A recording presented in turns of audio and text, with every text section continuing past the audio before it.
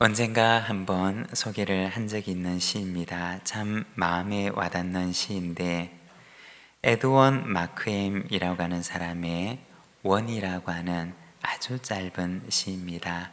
제가 그 시를 한번 읽어보면, 그는 원을 그려 나를 밖으로 밀어냈다. 나에게 온갖 비난을 퍼부으면서. 그러나 나에게는 사랑과 극복할 수 있는 지혜가 있었다. 나는 더 큰 원을 그려 그를 안으로 초대했다. 에드원 마크엠이라고 하는 사람의 원이라고 하는 시입니다. 우리는 살아가면서 크고 작은 원들을 그리면서 살아갑니다. 때로는 내가 그 원을 그리기도 하고, 때로는 누군가가 원을 그려서 나를 그 원 안에 두기도 하고, 때로는 나를 그 원 밖에 두기도 합니다. 나만의 작은 세상을 만들어서 그 원 밖으로 누군가를 배제하기도 합니다. 하지만 이러한 우리를 더 큰 원 안으로 초대하는 분이 있습니다. 바로 하나님이십니다.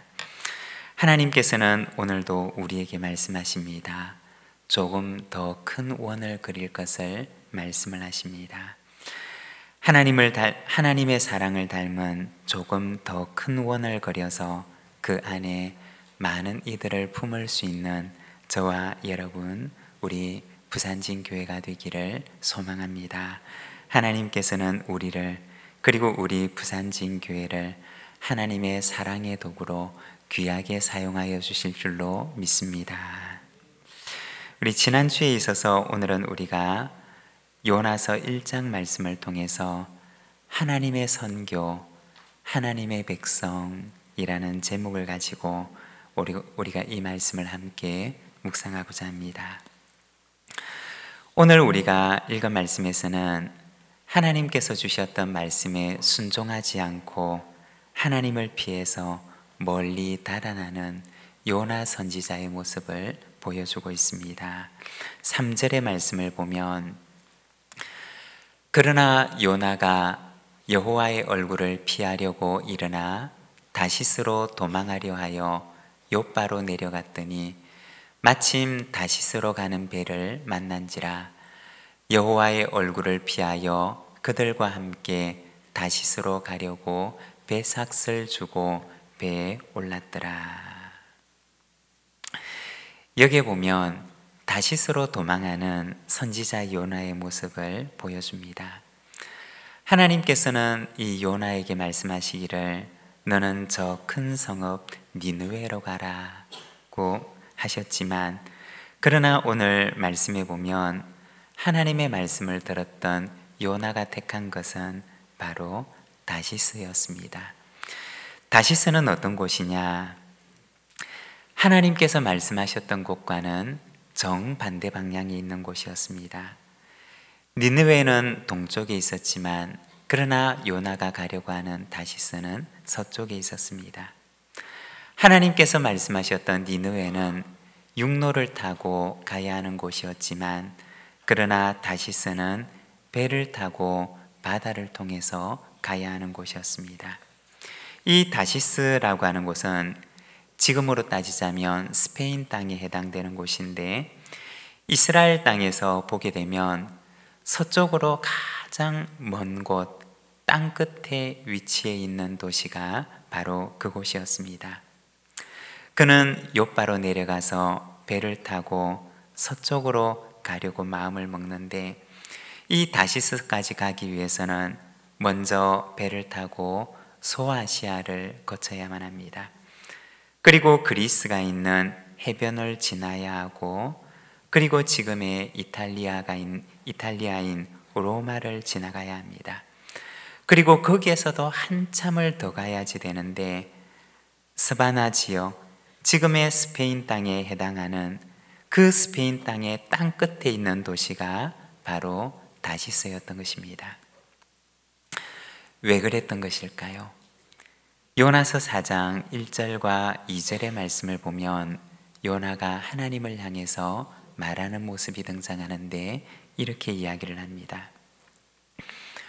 요나가 매우 싫어하고 성내며 여호와께 기도하여 이르되 여호와여 내가 고국에 있을 때 이러하겠다고 말씀하지 아니하였나이까? 그러므로 내가 빨리 다시스로 도망하였사오니 주께서는 은혜로우시며 자비로우시며 노하기를 더디하시며 인애가 크시사 뜻을 돌이켜 재앙을 내리지 아니하시는 하나님인 줄을 내가 알았음이니이다. 오늘 우리가 읽었던 이 요나서 1장의 말씀을 보면 하나님께서 말씀하신 것에 대해서 아무런 설명도 없이 그냥 무작정 다시스로 도망하는 요나에 대해서 기록을 하고 있지만, 그러나 요나서 4장의 말씀에 가서 보게 되면 요나가 그 도망하는 이유에 대해서 이야기를 하는데, 그것은 바로 하나님의 은혜와 자비로운 성품 때문이었던 것입니다. 하나님께서 은혜로우시고 자비로우신 분이라고 하는 바로 그 하나님의 성품 때문에 사실은 이 요나는 하나님을 피해서 달아나고 있었던 것입니다. 햇빛과 같은 하나님의 은혜의 빛이 자신이 싫어하는 니느웨 사람들에게도 비치는 것을 그는 마음속으로 받아들일 수가 없어서 하나님께서 말씀하셨던 곳과는 정반대의 방향을 향해 달아나고 있었던 것입니다. 자신이 그어놓았던 그 작은 원 안에 니느웨 사람들을 결코 포함시키고 싶지가 않았던 것입니다. 그리고 4절부터 이어지는 말씀들을 보게 되면 하나님을 피해서 달아나는 이 길을 잃어버린 선지자 요나를 하나님께서 직접 찾아 나서시는 장면을 보여주고 있습니다. 오늘은 우리가 이 말씀을 통해서 하나님의 백성은 어떤 사람들인가에 대해서 우리가 말씀을 함께 묵상하고자 합니다. 여러분, 하나님의 백성들은 어떤 사람들일까요? 먼저 첫 번째는 사명의 백성입니다. 창세기 18장 18절과 19절의 말씀을 우리가 함께 봉독하겠습니다. 아브라함은 강대한 나라가 되고 천하 만민은 그로 말미암아 복을 받게 될 것이 아니냐. 내가 그로 그 자식과 권속에게 명하여 여호와의 도를 지켜 의와 공도를 행하게 하려고 그를 택하였나니 이는 나 여호와가 아브라함에게 대하여 말한 일을 이루려 함이니라. 아멘. 이 창세기 말씀을 보게 되면 하나님께서 아브라함을 택하신 이유에 대해서 말씀을 하십니다. 하나님께서 그 많은 사람들 가운데 이 아브라함을 택하신 이유가 무엇이냐? 그를 통해서 무엇을 하시려고 하나님께서 그를 택하셨는가? 이 창세기 말씀을 보게 되면 그 이유는 바로 여호와의 도를 지켜 의와 공도를 행하게 하려고 그를 택하셨다라고 말씀을 하십니다. 하나님의 도를 행하는 백성을 삼으시려고 하나님께서 아브라함을 택하셨음을 말씀하는 것입니다. 요즘에는 우리가 오늘의 묵상을 통해서 로마서 말씀을 함께 묵상을 하고 있습니다. 여러분, 오늘의 묵상 말씀에 잘 참여하고 계십니까? 우리가 아침마다 주시는 하나님의 말씀을 우리가 만나처럼 먹으면서 내 영혼의 양식을 삼는 우리 부산진 믿음의 가족들이 되시기를 바랍니다. 거기에 보면 율법과 하나님에 대해서 말씀을 합니다. 율법은 무엇이냐? 율법이라고 하는 것은 하나님의 선하신 뜻이 우리를 향하여서 하나님께서 어떤 뜻을 가지고 있는지를 담아 놓은 곳이 바로 율법입니다. 하나님의 백성들이 어떻게 살아가야 하는지 하나님의 뜻을 고이 담아 놓은 곳이 바로 율법이라고 하는 것입니다. 예수님께서는 이 율법을 두 가지로 요약을 하셨습니다. 이 율법이 말하는 바는 첫째는 하나님을 사랑하라고 하는 것이고, 그리고 두 번째는 이웃을 사랑하라고 하는 것이다 라고 말씀해 주셨습니다. 하나님께서 아브라함을 택하시고 그리고 이스라엘 백성들을 택하신 이유는 바로 이 땅 위에서 하나님의 그 도를 행하는 백성들을 세우시기 위함이었던 것입니다. 성경은 하나님의 백성들에게 사명에 대해서 이야기를 합니다. 하나님의 백성들은 이 땅 위에 사명을 가진 존재임을 말씀을 합니다. 그런데 세상은 무엇이라고 얘기를 하느냐? 사명이라고 하는 것은 존재하지 않는다 라고 얘기를 합니다. 이 세상에, 그리고 우리 인생에 사명이라고 하는 것은 없는 거야 라고 말합니다. 그냥 너가 원하는 대로 살아, 그렇게 이야기를 하는 것이 바로 세상입니다. 오늘 우리가 살아가는 이 세상 속에서 우리는 두 가지의 소리를 듣습니다. 바로 하나님의 소리와 세상의 소리입니다. 오늘 우리는 살아가는 세상 속에서 두 가지의 요구를 받습니다. 하나님의 눈으로 세상을 보라고 하는 것과, 그리고 하나님이 없는 눈으로 이 세상을 보라고 하는 것입니다. 여러분은 어떤 눈으로 세상을 바라보며 여러분은 어떤 소리를 들으면서 이 세상을 살아가십니까? 성경은 오늘도 하나님의 백성들에게 하나님의 백성들의 사명에 대해서 말씀을 합니다. 그러나 세상은 오늘도 우리에게 말합니다. 사명이라고 하는 것은 없는 거야. 오늘 우리가 읽었던 본문 3절의 말씀을 보면 이렇게 말씀을 합니다. 그러나 요나가 여호와의 얼굴을 피하려고 일어나 다시스로 도망하려 하여 욥바로 내려갔더니 마침 다시스로 가는 배를 만난지라 여호와의 얼굴을 피하여 그들과 함께 다시스로 가려고 배삭을 주고 배에 올랐더라. 여러분, 오늘 우리가 읽었던 이 요나서 1장의 말씀, 바로 이 3절의 말씀 속에서 나타나 있는 것처럼 요나가 피하고자 했던 것은 무엇일까요? 요나는 무엇을 피해서 저 먼 곳까지 달아나고 있었던 것일까요?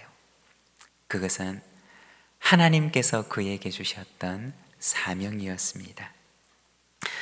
하나님의 음성을 그는 애써 외면하면서 사명이 없는 곳으로 가기 위해서 그는 그 배에 오르고 있었던 것입니다. 여러분, 우리가 기억해야 할 것은 우리는 사명의 백성이라고 하는 것입니다. 하나님께서는 하나님의 백성들에게 사명을 주신다는 것입니다. 하나님께서 주시는 사명을 잘 감당하여 하나님의 기쁨이 되는 저와 여러분, 우리 모든 하나님의 백성들이 되시기를 바랍니다. 그리고 두 번째는 빛의 백성입니다. 하나님의 백성들이 감당해야 하는 사명이 무엇이냐? 그것은 빛의 사명입니다. 마태복음 5장 14절에서 16절까지 말씀을 우리가 함께 봉독하겠습니다. 너희는 세상의 빛이라. 산 위에 있는 동네가 숨겨지지 못할 것이요 사람이 등불을 켜서 말 아래에 두지 아니하고 등경 위에 두나니 이러므로 집안 모든 사람에게 비치느니라. 이같이 너희 빛이 사람 앞에 비치게 하여 그들로 너희 착한 행실을 보고 하늘에 계신 너희 아버지께 영광을 돌리게 하라. 아멘. 하나님께서 아브라함을 택하시고 그리고 이스라엘 백성들을 택하셔서 그들에게 하나님의 말씀을 맡긴 이유가 무엇이냐? 그것은 그들을 통해서 세상의 빛을 비추기 위함이었습니다. 하나님의 말씀을 행하는 백성들을 통해서 세상이 어렴풋하게나마 하나님을 볼 수 있도록 하기 위해서 하나님께서는 한 백성을 택하셨고 또 그들에게 빛과 같은 하나님의 말씀을 맡기셨던 것입니다.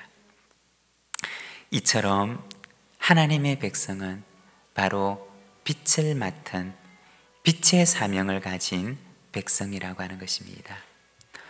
등경 위에 두어서 온 집안의 어두운 곳을 두루 비추어서 집안에 있는 모든 사람들이 하나님의 빛을 볼 수 있도록 하는 것이 바로 하나님께서 그들에게 맡기셨던 사명인 것입니다. 마태복음 5장의 말씀을 보면 예수님께서는 무리들에게 말씀을 하십니다. 이같이 너희 빛이 사람 앞에 비치게 하여 그들로 너희 착한 행실을 보고 하늘에 계신 너희 아버지께 영광을 돌리게 하라.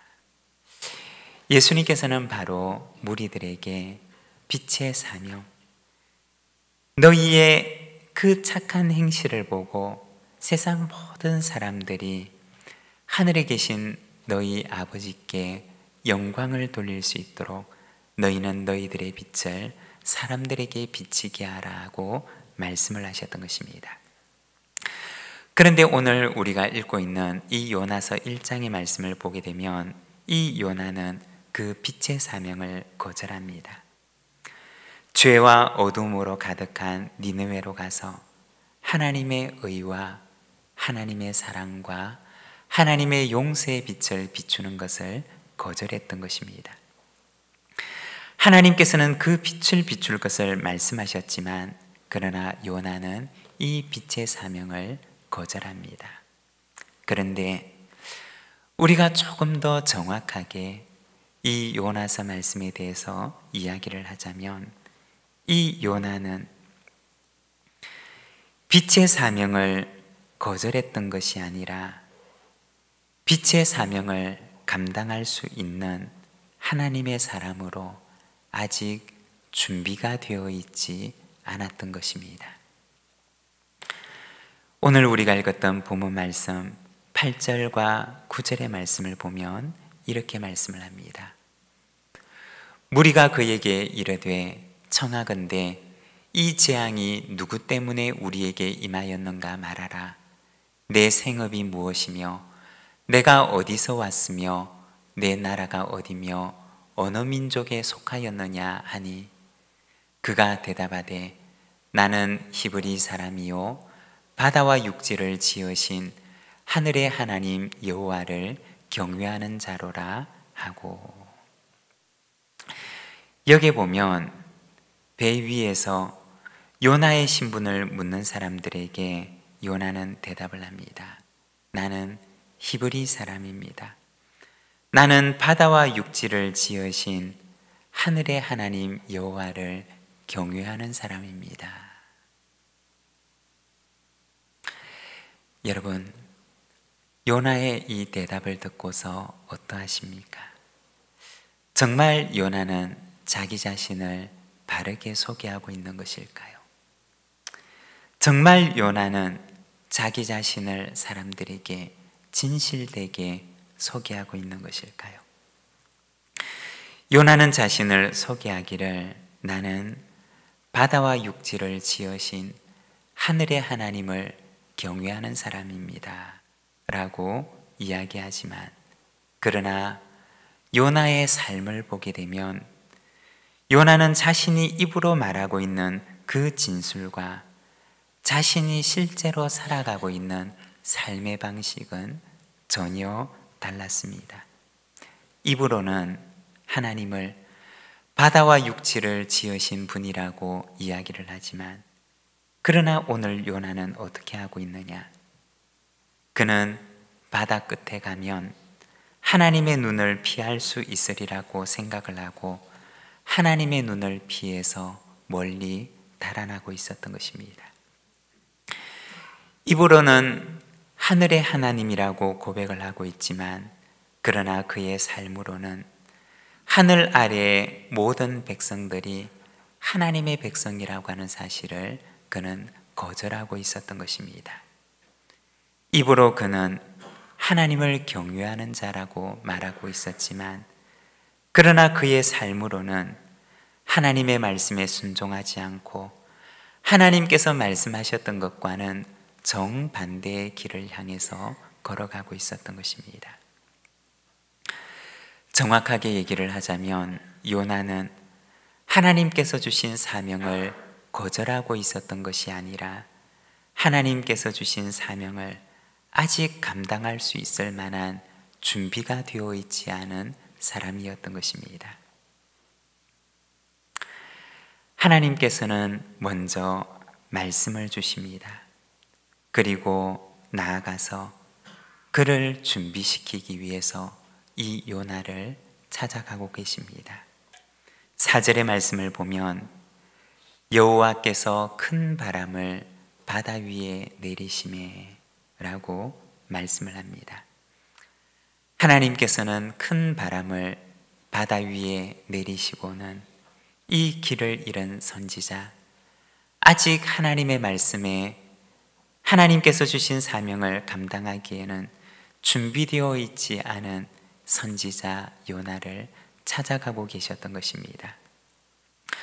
여러분, 하나님께서는 어떤 분이실까요? 하나님께서는 하나님의 백성들에게 사명을 주실 뿐만 아니라 그 사명을 감당할 수 있도록 그를 준비시키시는 분이십니다.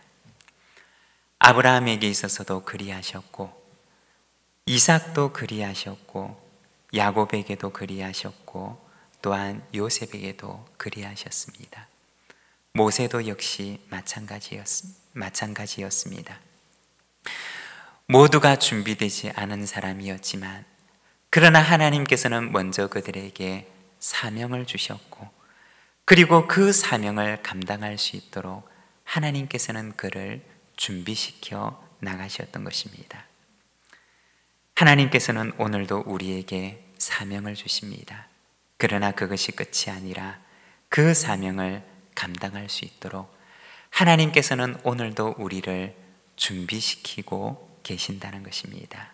여러분, 하나님께서 사용하고자 하실 때 부끄러움 없이 쓰임을 받을 수 있도록 하나님 앞에 잘 준비된 자로서는 저와 여러분, 우리 부산진 모든 믿음의 가족들이 되시기를 바랍니다. 그리고 세 번째는 화목의 백성입니다.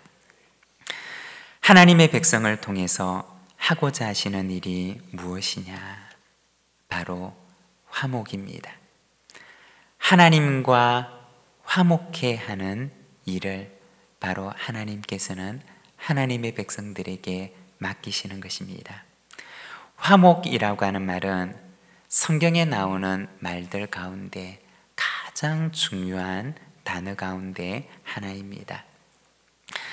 하나님께서 요나에게 주셨던 사명은 니느웨 백성들을 하나님과 화목해 하는 일이었습니다.